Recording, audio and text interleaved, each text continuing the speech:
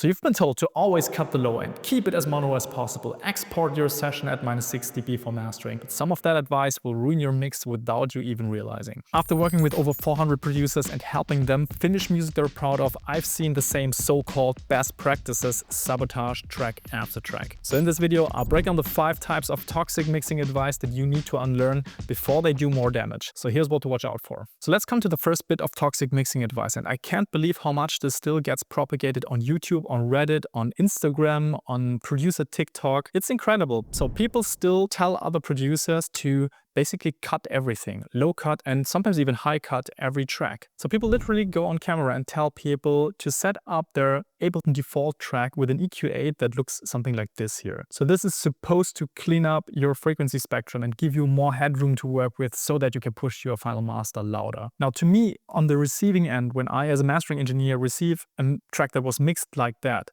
it always sounds like someone had put like a curtain in front of the speakers. I don't know like a better way to describe it, but the mix sounds super flat and super thin. Now, it's rarely the case that you get meaningful extra headroom by doing this. And if you do, very often the compromise is not worth it. The compromise is that you have to sacrifice frequency content that actually kind of glues the tracks together, makes it sound 3D. As much as I hate these kinds of descriptions because they're not technical at all, but this is how it feels like sound jumping out of the speaker somehow. A lot of this is being influenced by what you cut away sometimes. So instead of setting this up as your default go-to setting, I would always ask myself, what does that track actually need? Is it really a problem, or am I just doing this because I think I'm supposed to do it? So let's just solo the kick drum.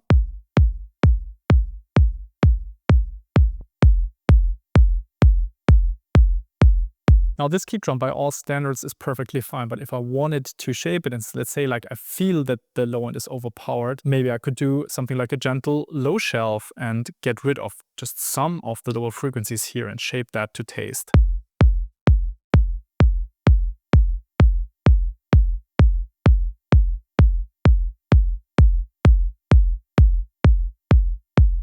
The same is true for the high end. I might like the click sound of the kick drum or not, but that is like an artistic intentional decision. A lot of producers think they can just cut stuff away because they don't see it, but this is not how these filters work. So just because you see his little graph here ringing out there,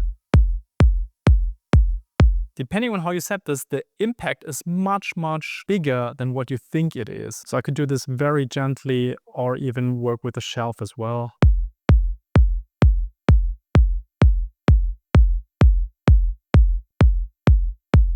But if that was my session, I would actually deactivate the EQ completely and maybe finish the rest of the production before I then see if there's anything that I need to reshape in the kick drum. And the best reason for that is we want the kick also to work in combination with the bass. So here, obviously, I have 2 bass sounds, one that is quite mono, one that's like a bit broader. And these bass sounds also have these EQs engaged. And it looks like I just cut away stuff that is not needed anyway.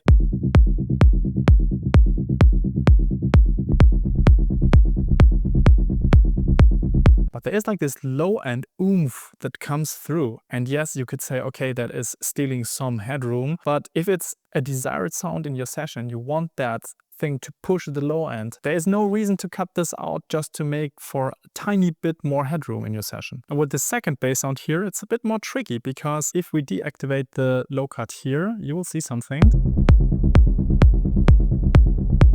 I'm not entirely sure if that is low-end information that we actually need, because a lot of the real low-end is coming from this track. So it becomes a conscious choice to remove this here, but then maybe on the top end, maybe I want a little bit more of that attacky sound, so I separate this out.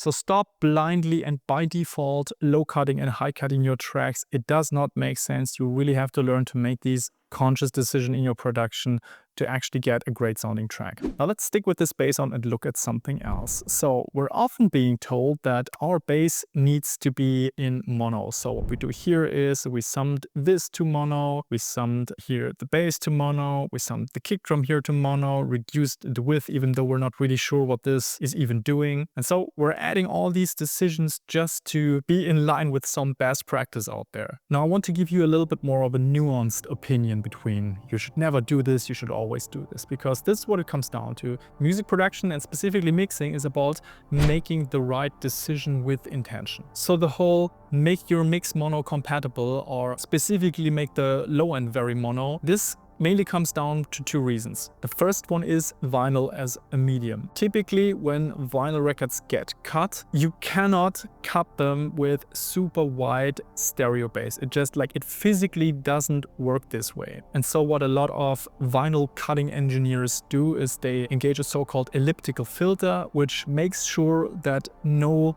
super deep side information is even being cut there, because it wouldn't appear. Now, typically a professional mastering engineer, even if they're not a cutting engineer and they don't cut the vinyl, they are still very knowledgeable and experienced and can help you figure out the sweet spot of where you want your sub bass to lie. You want some stereo within your bass, then yes, you can go into a discussion and figure out what is artistically right, because it has to feel right to you. Now, the second reason is that in a lot of club systems, you actually don't get stereo sound. Since people stand everywhere in the club, it doesn't make sense to reproduce the sound in stereo, so it's typically a multi-mono installation. If your mix is super wide, washed out, phasey, and sounds super immersive in stereo, but it completely falls apart in mono, then yes, you have a mono compatibility issue. But that is something you can quickly test by just flipping on a mono button and seeing if that is still sounding reasonable or not. But I think the worst thing you can do is to assume that this is the default listening situation and you just mono it and you mix in mono, and then later in the last stage you actually deactivate the mono button and then you listen to stuff in stereo again and do some final tweaking. This is like messing with your head. It does not make sense. So think about it. This only has downsides. So you're not enjoying mixing as much because you're not pulled into the sound. You're listening to something in a way that most end consumers will never listen to, because even if they listen to something in mono, it's going to be in a club system, but not like you on your headphones. And then thirdly, who do you think is going to choose your track for their sets? Well, it's obviously DJs. And if they listen to your track compared to someone else's track and yours just sound like a bit flat and boring but is super mono compatible, that's not necessarily the thing that they emotionally connect with in that moment where they put together their set list. They might choose the other track that just sounds great and immersive on stereo, but they will notice if there's like amazing, super deep, wide sub bass that is going to not work with a club subwoofer, for example. They just go for the thing that they connect with the most. So instead of telling you to never do this or always do this, here's the nuanced way how I treat these situations. So very often, if I want something to be very mono compatible but still feel wide, what I do is I give the elements different roles. So for example, this bass here might be my mono bass that is just there to provide the sub. I've deactivated the EQ already so that there is enough sub information that I still get, and it is very mono sounding. The trick that I wanted to show you is you can sometimes create something that sounds more stereo or more immersive by layering sounds. Like for example, in this case, I have this bass sound and I have this stereo bass on top of that. Here, this is completely summed to mono.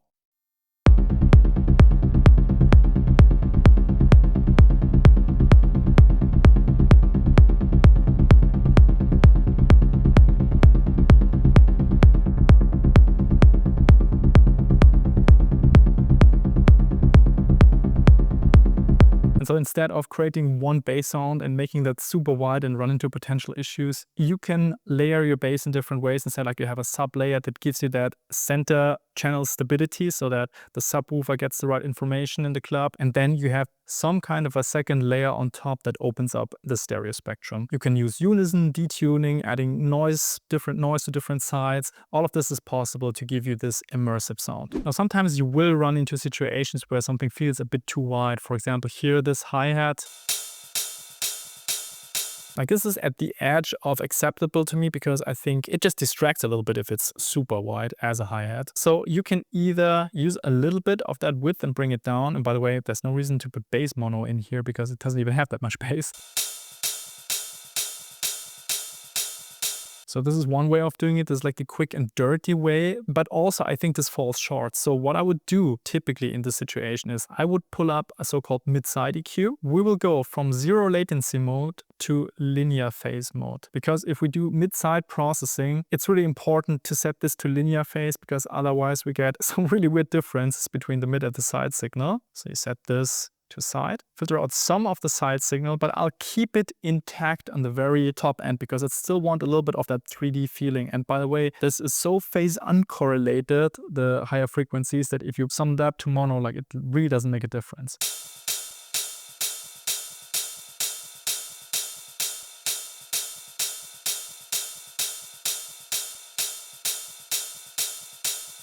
So this is doing a much better job, and this is not some default setting. This is something that you really have to decide on the spot. But honestly, this and the first piece of toxic mixing advice become even more amplified when you follow the third one, because that is related to your workflow. So you see this all across YouTube, you see this all across Reddit. People tell you to mix as you go. So you start producing your kick drum. Next thing you know is you slap on your default EQ, your default utility. Then you activate your compressor with the settings that you've learned somewhere or you even save. You just activate this and you move on. And you think, yeah, I'm so fast, I'm so efficient, I'm breezing through my track. And honestly, there is some truth to that, but only for a certain type of producer. Literally, the only type of producer that this works for is the absolute best in town. They are so good at sound design that mixing becomes like a part of sound design because they know exactly what's going to happen in what order. Everyone else just gets distracted by this, wastes precious time and goes in circles overthinking kick compression when actually the sample itself is a problem. It kind of makes you a bit dumb in a way. The producers who are really experienced and can mix as they go, even they typically have a separate mixing session later on, a few days later, where they just go through some light touches and change it here and there. Speaking of light touches,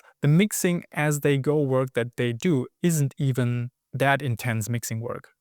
So it's slight touches here and there. And so the advice itself is not wrong, but it's not the advice most people need to hear, especially if they're like at the beginner to intermediate stage. And I would say at a semi-pro level, you can think about mix as you go as a concept. Before then, it just doesn't make sense. It will lead to worse decisions, and the mix itself is typically not the problem. It lies deeper. It's an issue with sound design, with sample selection, with how you structure your arrangement. So mixing as you go will not make that better. So that was the third piece of toxic mixing advice. You don't just mix as you go because you've read it somewhere. You actually wait for the moment where you have reached a level where that actually makes sense. But let's assume your mixing session went great and you are ready to export this for mastering. And so you go online and ask for the typical recommendations of how to export your stuff for mastering. Well, you will read that you should export everything at -6 dB in 24-bit. I can't tell you where this is coming from, but it does not make sense. So let's talk about the -6 dB thing first. So they literally tell you to just pull down your fader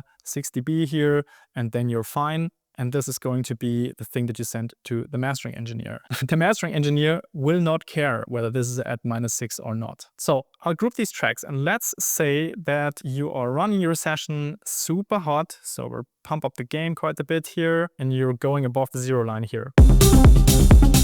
Obviously, I have a limiter enabled here for safety reasons, but let's assume this goes over. Then you bring this down so that it's below the 0 line again. And so the mastering engineer gets a file that isn't clipped. This still doesn't solve the underlying issue that your gain staging inside your session is completely off. Now, I've picked a simple example here with like putting this utility up, but what typically happens is that people just push everything in their processors, don't worry about gain staging, don't worry about how much harmonic distortion this is generating inside, and then in the end they pull down the fader to make up for it. Well, this is not how it works. Like, the stuff will sound squeezed and overcooked and overprocessed, and that is something that the mastering engineer does listen for. So you following this technical recommendation of delivering at -6 dB 24 bits does not change anything about your internal gain staging in the session. So a lot of people get very confused by the term gain staging. It is much simpler than you think. I'll just give you a very practical takeaway here, like a habit you can install. So let's say you have your tracks here all going into this group, and in this group you have first an EQ, and then you have the glue compressor engaged. Now, if you are in the mixing process, a lot of people just push frequencies, let's say, on this EQ. It could also be that you push into saturation or whatever it might be. So a lot of processing. Now, if I push all these frequencies here without adjusting the output level to compensate for that, I will run a very hot signal into the next processor. So watch what happens. We already see the glue compressor clipping here, which might or might not be something we want. Maybe we want that sound. Maybe we want to engage soft clipping, and drive that circuit. Yeah, but this should be an intentional choice to do this. But if we just go into our session and don't worry about that stuff, well, obviously you will get a lot of harmonic distortion that you don't want necessarily. So instead, you listen to it, you make up for the change in loudness. So almost every processor these days has some kind of an input-output level thing where you can balance this. And then you can decide on the next processor, like where do I want to have the threshold, where do I want to engage the limiter, how much do I want to push the makeup after that into the next processor. And then at the end of the chain, I like to have a utility that I can then use for volume automation. So I just use this gain here instead of the main fader of the channel to then automate it in my session, because this allows me to have the main fader still available to do some final leveling, but the automation is still intact because the automation is printed on this utility channel and not necessarily on my main fader. Now let's come to the 24-bit recommendation. Yeah, 24-bit is a lot of headroom, but every mastering engineer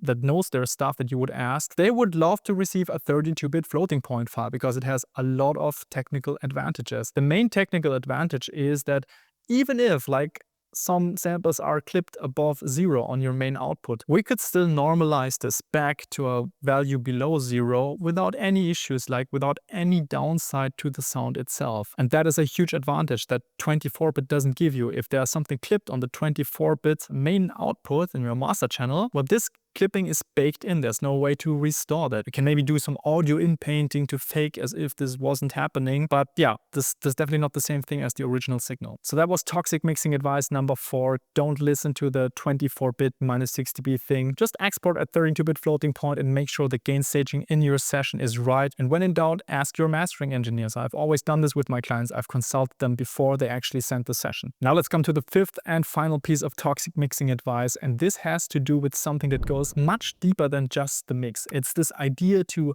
model after a reference track. So many courses and programs and educators will tell you, yeah, just pick a reference track like this one here, put in markers where everything changes, and then just model your session, including the mix, by the way, after this track. So you start working on this, you punch in your kick drums, you produce everything like the other track was produced, and then you're there, you've modeled the arrangement, and you flip back and forth between your track and this reference track, and you're just frustrated. Your track doesn't nearly sound as good as the reference track. The mix feels like all over the place, even if it looks kind of similar on the frequency analyzer. And yeah, even the transitions, they feel so natural and smooth in this other track, whereas in your track, even if you put these transitions at exactly the same moment and muted these same elements, it just doesn't flow. It feels like there's an unnatural cut in your music. All of this because this flawed advice to model your track after a reference, and especially modeling something like the arrangement and modeling the mix, it just doesn't make sense because it's all connected. Yeah, so the mix,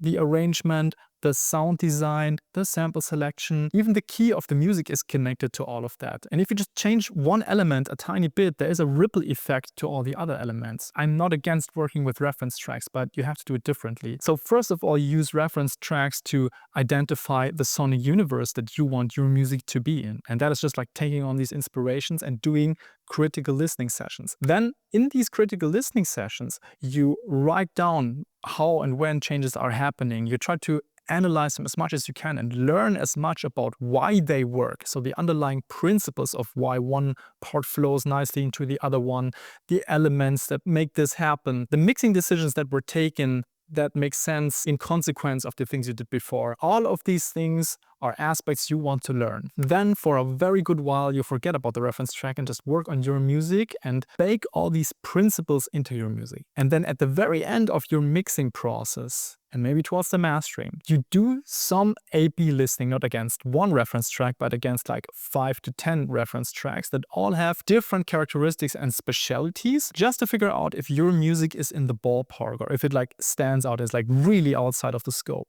Then you have to fix something. And if you're struggling with arrangement, there's actually a really easy method you can use that I'm teaching the people inside our coaching program as well. So make sure to watch that video next, in which I walk you through this method step by step to take loops into full arrangements without getting stuck.